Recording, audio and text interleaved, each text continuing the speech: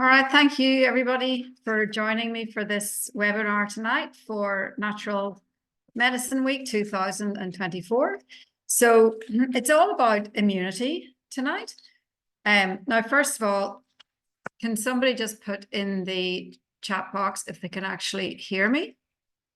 Just somebody say, yep, can hear you, can see the presentation. Yeah, cool. Now, as we go through this, I've tried to make it quite technical. Hopefully I haven't made it too technical. But the reason I've done that is because we often hear, drink more water, get more sleep, all of this sort of vague advice about immunity.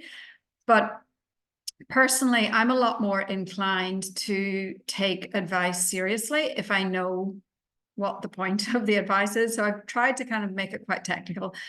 But to kind of make it a little bit less just me sort of rambling on to you guys, please type questions into the chat box as we go, or you can unmute yourself if you like and ask me questions.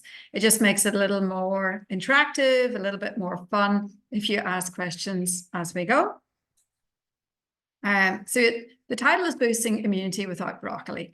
And I do actually talk about eating broccoli later on. So it's a bit of a con, but my point is that, lots of us have little children that don't eat a great diet and get sick all the time. And it's very easy to kind of just throw your hands up in the air and think, well, there's nothing I can do because they're not eating the foods. But actually, there is so much that you can do to help your children's immune system that's not involving food. Good food is absolutely helpful, but I don't want you to feel overwhelmed and helpless if that's not a possibility for you at this point in time. Because let's face it, right now, this is when kids are sick, whooping cough, pneumonia, RSV, everything is going around. So we can't really wait for our children to become less fussy. We need to act now. So for those who don't know me, this is me, very nice photos. So I'm a naturopath, I'm a nutritionist, I'm a feeding therapist. But back in the day when I finished school originally, I did a Bachelor of Engineering degree in Mechanical and Food Engineering and then a Master's in Food Science. So for 15 years, I actually worked in the food industry for some of the big names like Cadbury's and Kellogg's as a food scientist, developing new foods. But I've always been more into, nutrition, naturopathy. So after having 3 kids and kind of realizing that life is short, I retrained to become a nutritionist and then a naturopath and a feeding therapist. So now I've kind of got that, dual benefit of knowing what is in our food and, how that's produced and the nutrition value of a lot of the foods we eat, and then combining that with knowing about health and nutrition. So tonight we're going to go through some fundamentals that are just strategies that we can all look at in relation to our children's immune health.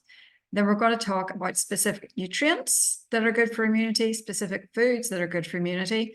And then we're going to talk about foods that we should really be avoiding. Hint, jelly and ice cream when you're sick is not a good idea. And there's a cheat sheet. So my thank you for turning up live tonight is I will email you a nice little handout cheat sheet. So I'll just get you to, at some point during the evening, pop your email address into the chat box and I'll make sure to email that to you. We get a lot of deer around our house at nighttime. So I can hear something outside my window now. So if the antlers come up to the window, I'll turn it around for you to see. So this is the fundamentals that we're going to be talking about. So hydration, gut health, exercise, nutrient-dense foods, regular restorative sleep, stress management, sunshine, and hygiene.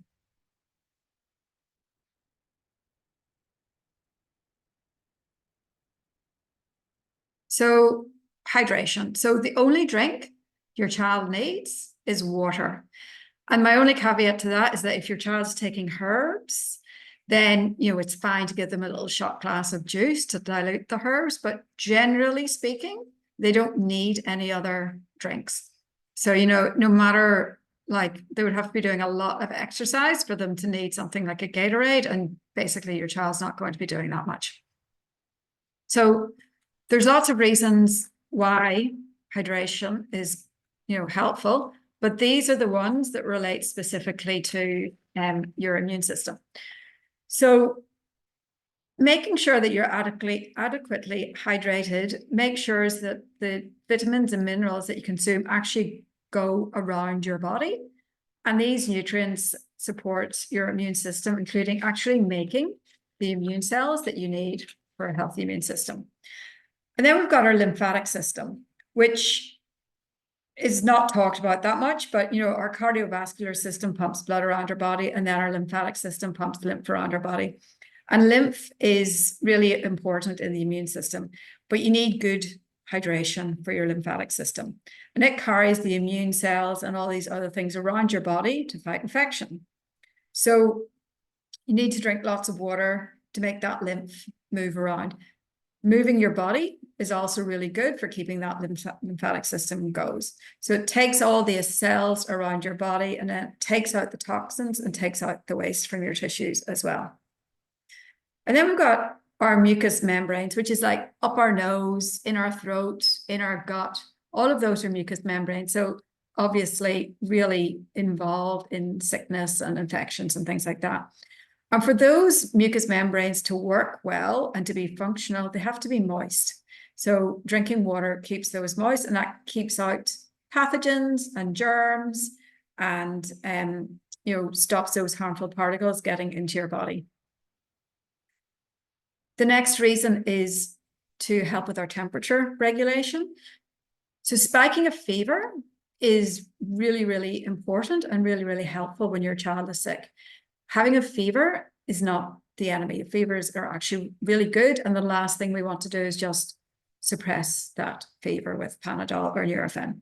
And you need plenty of hydration in your body for that temperature regulation system to actually work well. And then detoxification.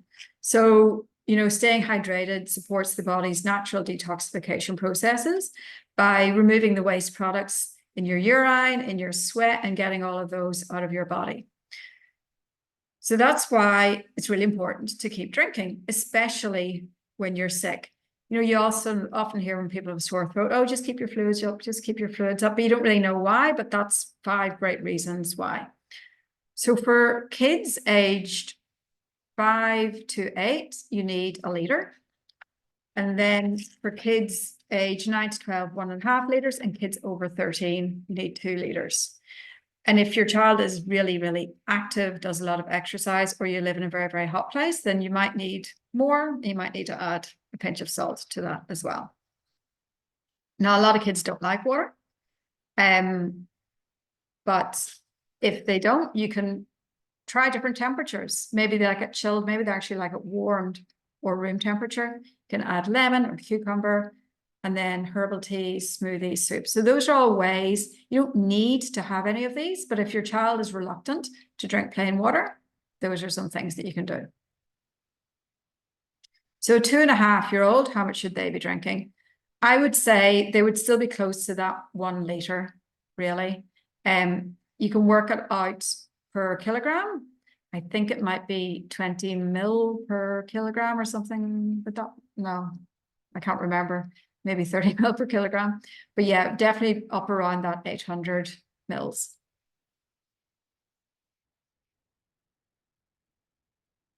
Now, gut health, my favorite subject. And I always say, your immune system starts in your gut, blah, blah, blah. But these are the different reasons why maintaining a good gut is so important for your immune health. And as I've said at the bottom, this is the really good news about this, is that probiotics and prebiotics basically have no taste. So it is very, very easy to incorporate probiotics and prebiotics into even the fussiest of kids' diet. One little girl that I see, and she's about 4, and she's just sick constantly, like hospitalized every month, pretty much, with breathing difficulties. And we did a stool test to look at her gut health, and we found some areas for improvement. But this child also ate very, very few foods. So you're kind of stuck in a rock and a hard place. We can't work through diet. She's not going to take any like foul tasting herbs or supplements. So we purely just gave her prebiotics and probiotics, and then I think some colostrum mixed in for fun. And she took that supplement, and then she just stopped getting sick. So even, knowing that the reason your child's immunity is compromised is because of what's going on in their gut makes you very well informed about what to do next. And probiotics and prebiotics are two things that you can do. But why? Why is gut health so important? So our gut has got trillions of microorganisms, which all together form your microbiome. And all these little microorganisms play a role in regulating your immune function. And they stop the overgrowth of harmful bacteria and pathogens, which can trigger immune responses. So that's the first reason. Secondly, about 70% of your body's immune cells are actually in your gut-associated lymphoid tissue. So it's called your GALT, and it's in your gut.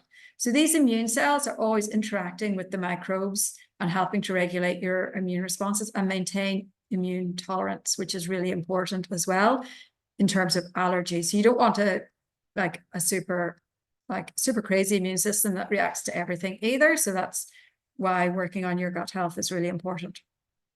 But it's also a physical barrier, and that physical barrier will stop unhelpful bacteria and viruses actually entering your bloodstream. And to keep that gut lining, you need good gut bacteria, you need balanced diet, you need all those different things to keep that gut barrier intact to stop the infections getting into your bloodstream. And then your gut also makes things called short-chain fatty acids, which are really important for your gut. And your gut microbiome is really important for absorbing your nutrients. Because as we'll talk about later, there's also nutrients that are really critical for your immune health. And if you're eating the best diet in the world, but your gut can't absorb it, then it's not going to work. Your child's still going to be sick all the time. So it really does come back to your gut. What's the difference between probiotics and prebiotics? Thank you very much. Please ask questions like this as we go along. So prebiotics are the food for the good bacteria in your gut. So prebiotics are things like things that I use in clinic are lactulose, partially hydrolyzed glucagon, galactosaccharides, fructooligosaccharides. They've all got big long names, but they basically are white powders that taste slightly sweet or of nothing, and they have so many beneficial effects in your gut because they feed your good gut bacteria. And then probiotics are the actual bacteria. So there's hundreds and hundreds of different probiotics that you can take, and they all have different benefits. So people will often say to me, what probiotics should my 3-year-old be taking? And I'm like, I have no idea, because if she's got asthma, it'll be one probiotic. If she's constipated, it's a different probiotic. If she's got diarrhea, it's a different probiotic. So they're like medicines in that, you don't take paracetamol for like a throat infection. Well, you might for the pain, but it's not going to cure it. So probiotics are the bacteria, but they're all good for different things.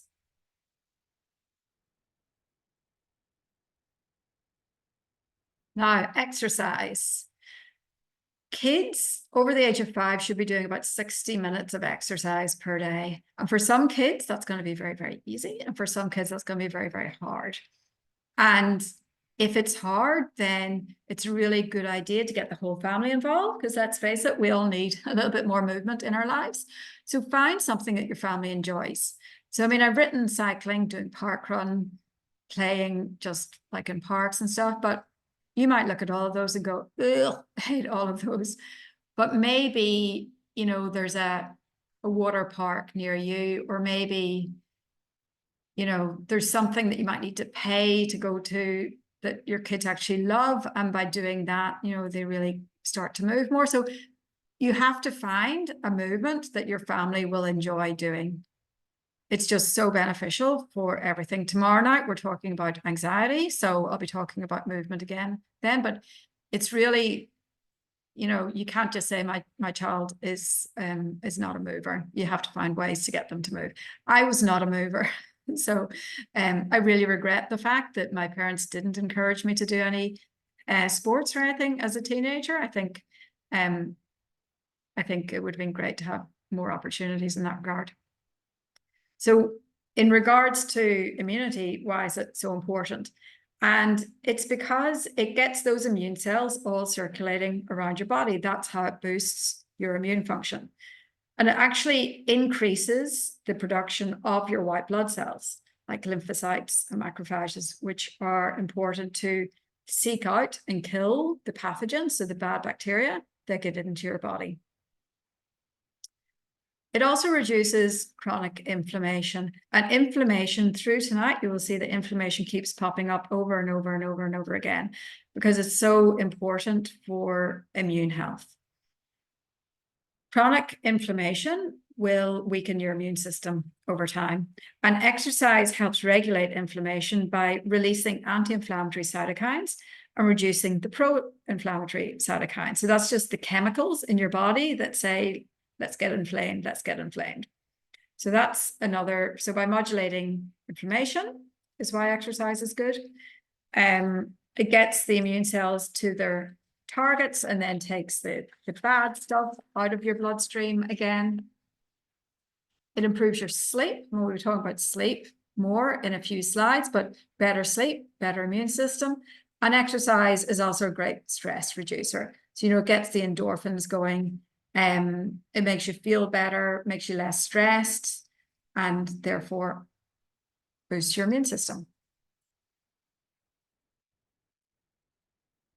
So nutrient-dense foods, I couldn't obviously pretend that this isn't important. So totally appreciate that, this is not going to change overnight for a lot of kids, but it still has to be a goal, the same way that your child might not be moving right now, but it's a goal to find that activity that they want to do. So a nutrient-dense food will provide your body with the essential vitamins and minerals and antioxidants and everything else that it needs for good immune function.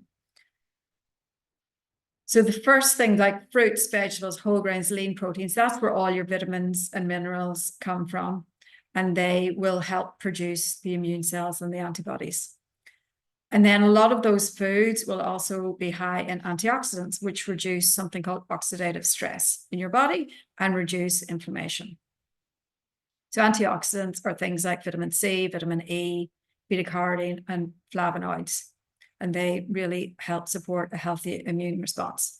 And then gut health, although we can use probiotics and prebiotics as a bit of a rescue to improve our gut health quickly, ultimately, the goal has to be to eat a really nutrient-dense food.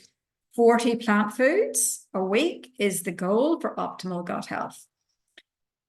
It might sound hard, and it does take planning, but it's when you think about 40 plant foods for your kids, instead of giving them an apple, a banana every day, just go to the shop and buy like 10 different fruits and just give them 2 different fruits every day for the 5 days of the week, and there you've already got 10 plant foods. So it takes a bit of planning, but it's not necessarily that difficult. And then, for your immune system to function properly, it needs energy. So it needs the macronutrients like protein, carbohydrates, and fats, and it needs the micronutrients. So it's just that actual energy that it needs.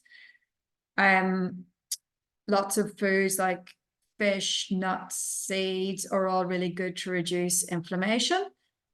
And on the flip side, eating a lot of processed foods will promote inflammation. So instead of, an after-school snack, instead of giving your kid a packet of chips, give them a handful of nuts. That's the sort of swap that you can make. And ultimately, the better you eat, the better your health and resilience will be. So when you do come in contact with bugs, you bounce back. You don't, suffer for months on end as a result. Sleep. I love sleep. So I don't need to be persuaded to have more sleep. And to be honest, my kids love sleep too. But the better you sleep, the better you eat, and the better your immunity. And you know, whenever your kids are little and your sleep is a bit shit, you will know that you get sick all the time and you just reach for like the croissants for breakfast. You don't eat as well. So sleeping better will help you make better choices. And then, you know, good sleep is also linked to mental health, which we will be talking about in tomorrow night's webinar, poor growth and reduced school performance. So during sleep, our body will produce cytokines, which are the chemicals involved in the immune response. And some of those cytokines will promote sleep, and others will, you know, go into making your immune system work well. So adequate sleep makes sure that you're making enough immune cells, T cells, B cells, natural killer cells. So it's actually, the sleep will actually help you make those cells. It also reduces inflammation. So as we've talked about, inflammation is very bad in terms of immunity. And I love this one, immune memory formation.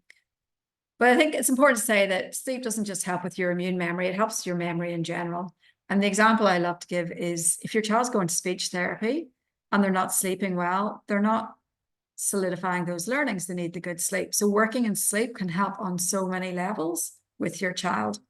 And you might need to be the devil's advocate with your own decisions around sleep and maybe just think about how you could do things differently. A great example is a lot of people will come to me and say, and like shamefully sort of say that, oh, I let my kids get into my bed at night and I know I shouldn't, but I do anyway. Is that, who cares? When they're 15, they won't want to do it. So, you know, are there things that you can actually change to help your kids sleep more? But back to immune memory. So that allows the immune system to actually recognize and respond more effectively to the bacteria that it's met during the day so it can react better the next time. So during sleep, our body will consolidate all those memories and information and then use that information to develop better immune responses the next time. I love that. Wound healing and tissue repair. So if you've got, you know, a cut, any sort of wound, even like a really, you know, Yankee sore throat, you need sleep for that, you know, to actually that tissue to repair. And the sooner that tissue repairs, the less chance of having an infection. So impaired wound healing due to sleep deprivation can compromise your immune function and increase the risk of infections and complications. And then stress reduction, which we'll talk about more, but sleep will regulate your stress hormones, which will have a very positive impact on your immune system. So prioritize good sleep. That's for the whole family, that's for the kids, for the adults. Good sleep, good quality, good duration. It's free. Doesn't matter if your child's a fussy eater, it's still something you can implement. Get the devices out of the bedroom, do what you need to get sleep happening. And stress. So, you know, kids shouldn't be stressed in an ideal world, but they are. So I see that every day in clinic when kids come to see me, that, you know, they're just very, very stressed out by a number of things. Could be homework, which I absolutely disagree with homework anyway for primary school. Could be issues at home. Could be actually doing too many extracurricular activities. And your kids might want to do 10 different extracurricular activities, but that doesn't mean that they should do 10 different extracurricular activities. So sometimes as a parent, you need to say, well, actually doing, you know, 17 hours of dance a week is not serving your immune system or your growth and development well. So, you know, being kind of the gatekeeper on what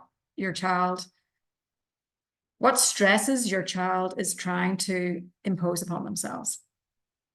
Because when your body perceives stress, it will release cortisol and adrenaline. And those are great in the short term, you know, run away from the tiger and all that sort of thing. But if you get stuck in that chronic stress situation, then it will suppress your immune system and it will cause inflammation. And it even like distributes the immune cells to the wrong parts of the body. So it stops the immune cells going where they need to fight infection and kind of decreases your immune surveillance for things that are coming in. And then psychological behavior and lifestyle. So again, if you're stressed out, you're not going to be making the best choices around food and exercise. And, you know, it can lead to things like anxiety and depression, which will also contribute to lower immunity. Sunshine, another free, accessible, usually thing to do. So we need the sunshine and we need it for the vitamin D, but I mean, it's not just the vitamin D, it's so much more than that. And whilst, you know, your child shouldn't be getting burnt and getting too much sun, they definitely don't need to use sunscreen every day, not even close. Your child needs the sun. So you can test, if you don't believe me, test your child's vitamin D. And if it's below 80, they definitely need more sunshine. I like vitamin D to be around 100, but I see kids where it's as low as 30. And often because they're taking the slip, slop, slap, I don't know what the last S is, a bit too seriously. So sunlight exposure triggers a chemical reaction in your skin that converts something called dehydrocholesterol into vitamin D3, and then that gets changed into its active form, calcitriol. And that's the active form of vitamin D that modulates your immune system.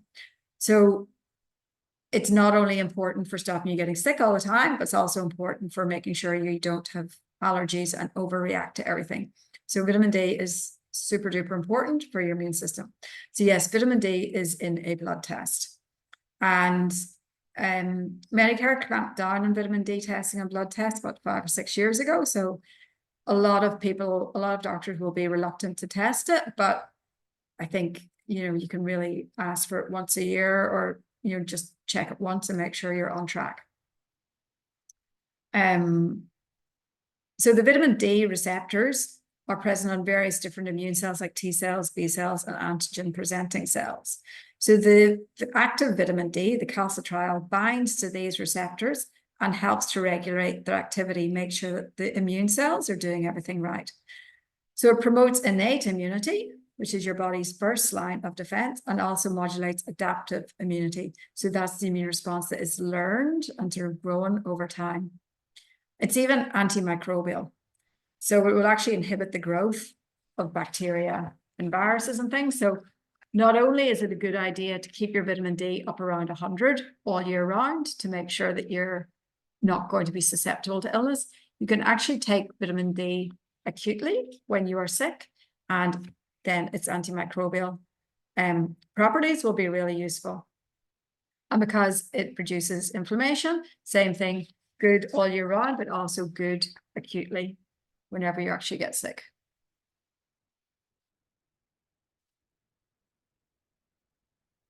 The hygiene.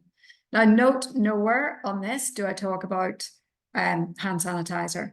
We do not want to be using hand sanitizer. It doesn't help. It actually makes things worse. And they've done studies in daycare centers with hand sanitizer, and the gastro outbreaks were worse in the centers with hand sanitizers than the ones that did not have hand sanitizer. But we do need to wash our hands, and we need to wash our hands frequently. We need to wash them like before you make food, and then after you make food, especially, you know, cut raw chicken and stuff, before eating. Now this one, if you watch my threadworms masterclass, you'll know that this is probably my #1 tip for reducing threadworms. Get your kids to wash their hands before they eat. It should just be without a second thought. Obviously, it's good for hygiene, but it also gets them out of fight and flight and into rest and digest, or that little relaxing hand wash. If someone in your house is sick and you're bringing them food, bring them tissues, wash your hands. After you go to the toilet, wash your hands. If you've blown your nose, wash your hands. Really, if there's illness in your house, go a little bit nuts washing your hands. But, you know, it's not just quick and we're done. You really want to, you know, wet your hands really, really well. Doesn't matter what temperature the water is. Could be hot, could be cold, doesn't matter. Put on lots and lots of soap, lather your hands and sing happy birthday twice to make sure you're doing it for long enough. And then rinse it all off. Dry your hands on a clean towel. Again, if someone in your house is sick already, you might want to just use face cloths and just use them once and then put them in the wash. And then if you want to get really, really fussy about it, use that face cloth to turn off the tap as well, so you're not recontaminating yourself. But yeah, the reasons for this is just to stop the spread of bacteria. Basically, hygiene lowers the risk of you contracting a contagious illness and the risk of you passing it on. You can, again, if someone is sick at home, you can even clean doorknobs and laptops and, clean all those high touch points where germs could be transmitted. And definitely with cooking. I have to say, we have never had a gastro outbreak in our family ever. And my eldest kid is 16. So I know people will say that gastro comes through their house 3-4 times every year. Never. It's never. And because I worked in the food industry for so long, I guess I am quite particular about how long food stays in the fridge, how long I leave it sitting out on the counter, washing my hands before preparing food. So not sure if it's that or it's because we take probiotics and prebiotics, but definitely not something to take for granted that you're going to be getting gastro every year. So now on to some specific nutrients that you can take to help with the immune system. So we've got essential fatty acids, vitamin A, vitamin C, vitamin D. I have to move my people out of the way here. Vitamin E, selenium, zinc, and iron. So we'll talk about essential fatty acids first. So we've got lots and lots of different types of essential fatty acids, and they're found in things like fish, seafood in general, nuts, seeds, olive oil. It's just a few examples. Obviously, there's more. But again, it regulates inflammation. See, everything comes back to inflammation, not just with immunity, but with everything in general. So eating all these foods on a daily basis, although fish at the minute is the price of gold, so maybe just stick to nuts and seeds. All of these things will reduce the inflammation. And it's also a component of the actual immune cells in your body is the omega-3s and the omega-6s in the membrane. So for your immune cells to actually work well, so your neutrophils and your natural killer cells, you need these essential fatty acids. And again, they're also antimicrobial against things like bacteria, viruses, and fungi, and great for your gut. Think cod liver oil. So good for your gut, not just because of the essential fatty acids, but also because of the vitamin A and vitamin D. But don't limit yourself to that. Really think, because our kids can't take nuts and seeds to school generally, think about all the out of school opportunities that you can give your kids nuts and seeds. So at breakfast, almond butter on their toast, some hemp seeds in their porridge. After school, some almond meal muffins. With dinner, if you're having a salad, put some nuts and seeds in the salad, lots of olive oil, lots of avocado. Whole foods, nuts and seeds. Vitamin A is something that I find people are generally quite scared of, because too much vitamin A is absolutely bad for you, especially if you're pregnant or intending to become pregnant. But we still need vitamin A, and we need it at decent old levels. So it will defend your body both against viral and bacterial, and it actually stops you catching the virus in the first place, which is crazy. And it keeps those mucous membranes healthy. So, up your nose, in your gut, your mouth, your lungs, all of those things.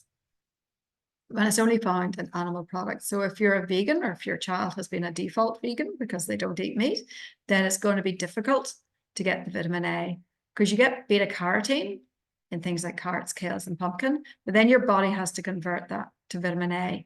So you're much better off just getting the vitamin A from food rather than relying on the inefficient conversion. And of course, you can take a supplement of vitamin A. Vitamin C, I just love vitamin C, partly because it tastes so good.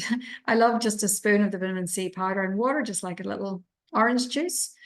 And it boosts your natural immune function a few different ways, like antioxidants, helps with the actual function of the cells, helps with collagen synthesis. So this is a good one. So, for our tissues all over our body to be healthy, they need collagen. And then like for mucous membranes and blood vessels and skin, collagen is really helpful with that. And then vitamin C helps with making that collagen in your body.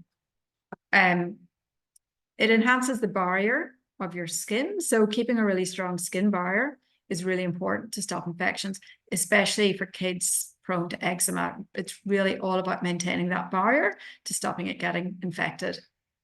And it's anti-inflammatory. And as we'll talk about tomorrow night, it's even good for anxiety.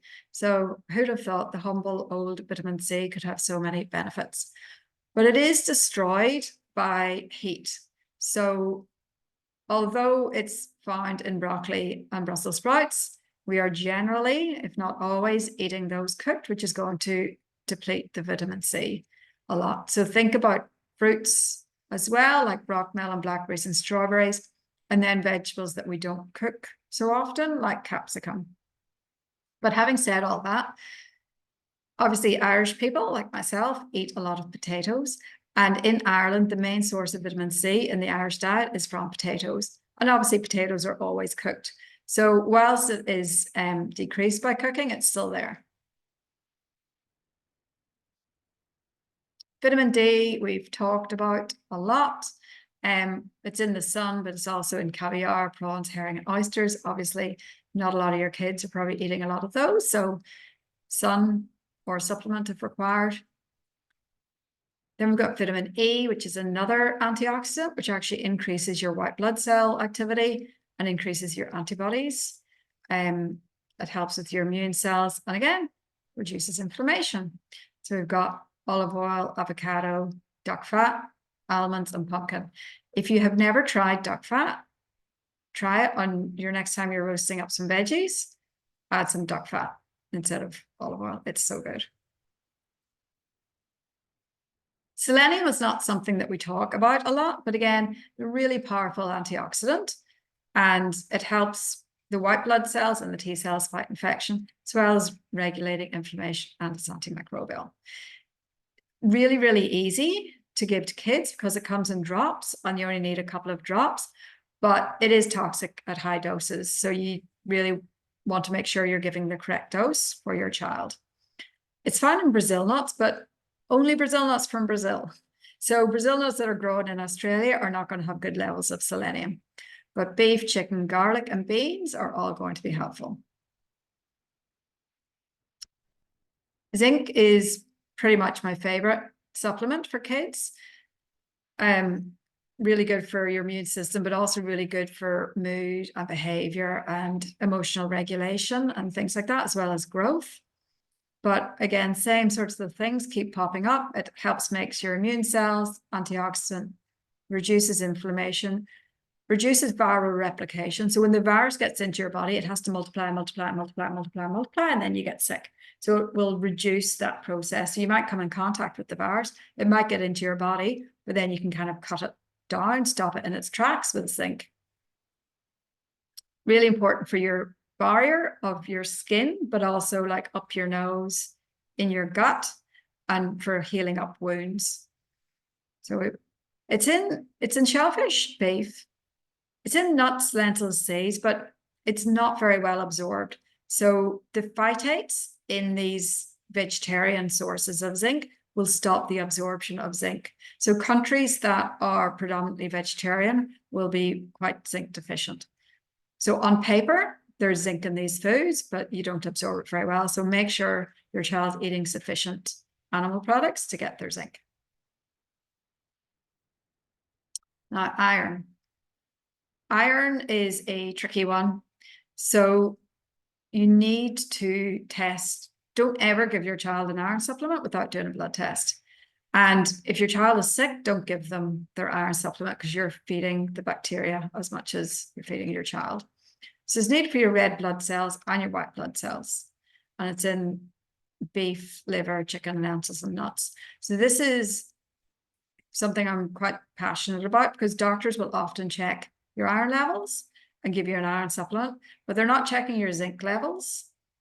And if you're supplementing iron, then you could be actually, that could be at the detriment of your zinc absorption from food. So it's a bit of a tango, and you need to know the full picture rather than just giving an iron supplement, which is why I do hair tissue mineral analysis for 90% of the kids I see, because it doesn't look at just iron, it looks at everything: the selenium, the zinc, the molybdenum, everything that's important. So these are the sorts of foods that we want to be focusing on. To see what this question is. Is it 40 different fruits a week? No. It's not 40 different fruits a week. It's 40 different plant foods. Sorry. So, oops, skip the page. 40 different plant foods. So we've got fruits, vegetables, nuts, seeds, herbs, spices. That's about it. So even with nuts, say there's probably about 10 different tree nuts. You could buy all those 10 different tree nuts and mix them together and put them in the fridge, and then just give that to your child like 2 or 3 times a week. So that's 10 plant foods right there. You can even grind up those 10 nuts into a powder, keep it in the fridge, sprinkle it on your child's porridge, and put it in a smoothie, use it in baking. So that's the nuts. Seeds, same thing. It's probably like 5 or 6 really accessible seeds. So, hemp seeds, linseeds, pumpkin seeds, sunflower seeds, sesame seeds. Again, buy them all, grind them up, just add them to stuff. That's 15 plant foods.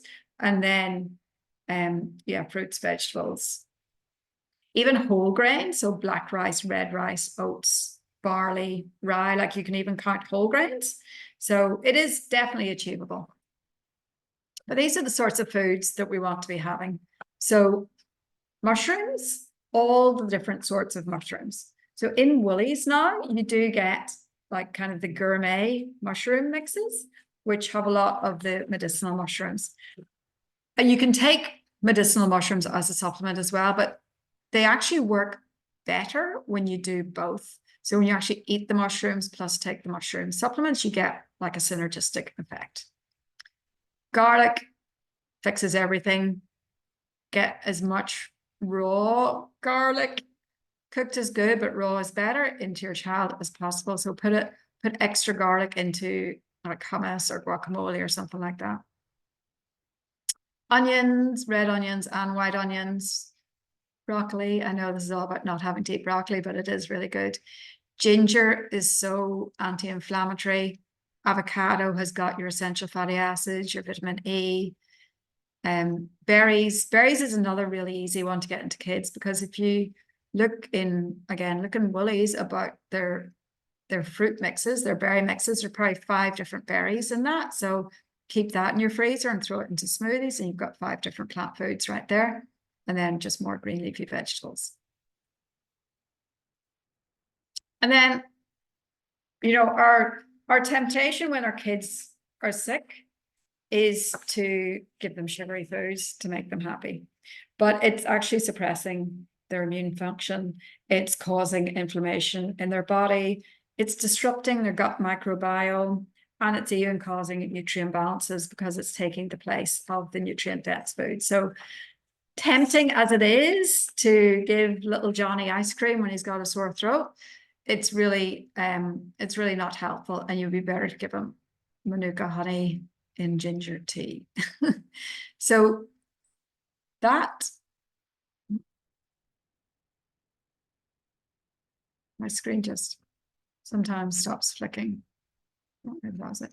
So that is everything that I had to share tonight. And I kept well to time. It's the last slide. But I would love to open it up now for questions. And again, you can unmute yourself, or you can just type in the questions, and I'd love to answer them.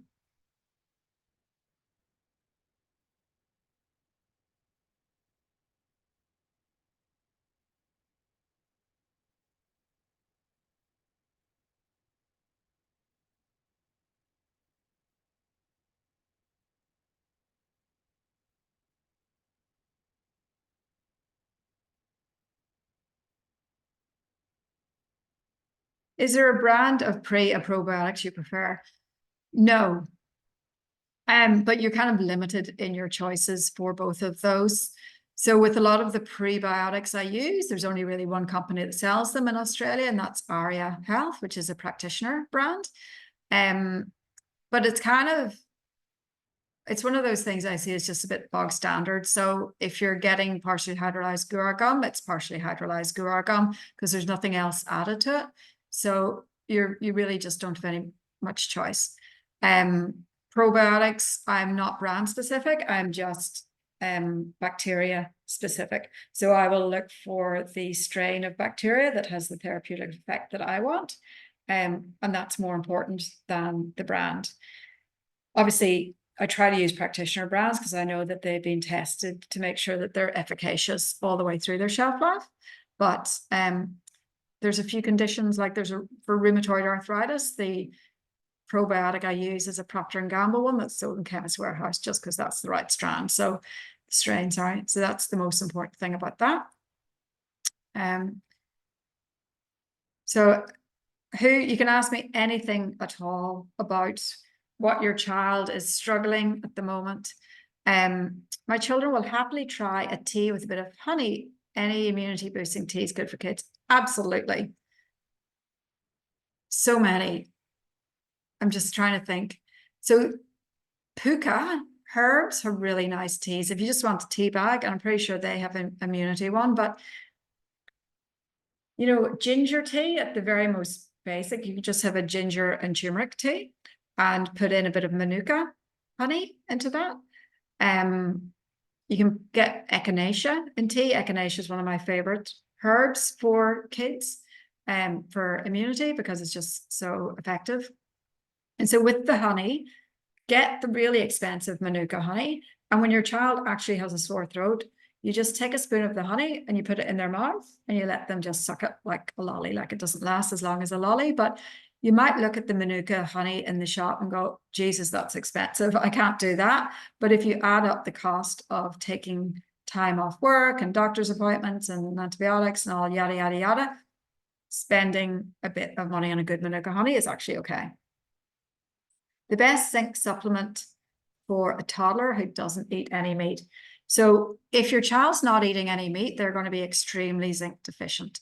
And the clincher is that when you're very zinc deficient, zinc supplements taste really, really bad. And that's really unfortunate. And it's very hard to break that vicious cycle. So a zinc supplement will taste just metallic to a child who's very zinc deficient. In those cases, I sometimes start with a transdermal zinc. So it's actually a cream with a zinc supplement that you rub into their skin.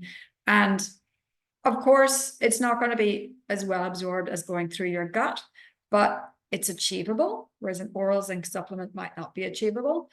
And it also means that if your child does have any absorption issues with their gut and they're not absorbing nutrients, you're bypassing that because it's going straight into the bloodstream. And it works because that's what I do with my extremely fussy eaters. I start them on the transdermal zinc and then I work them up to taking an oral zinc once kind of they're not as deficient as they were. But great question. Now, your next question is going to be, where do I get transdermal zinc? And unfortunately, you can't buy it off the shelf. So we make it here for customers, for clients. And there's a compounding pharmacy. Well, there's probably lots of compounding pharmacies that make it, but you need a script from a practitioner. So it's not something that you can easily get in this country, at least.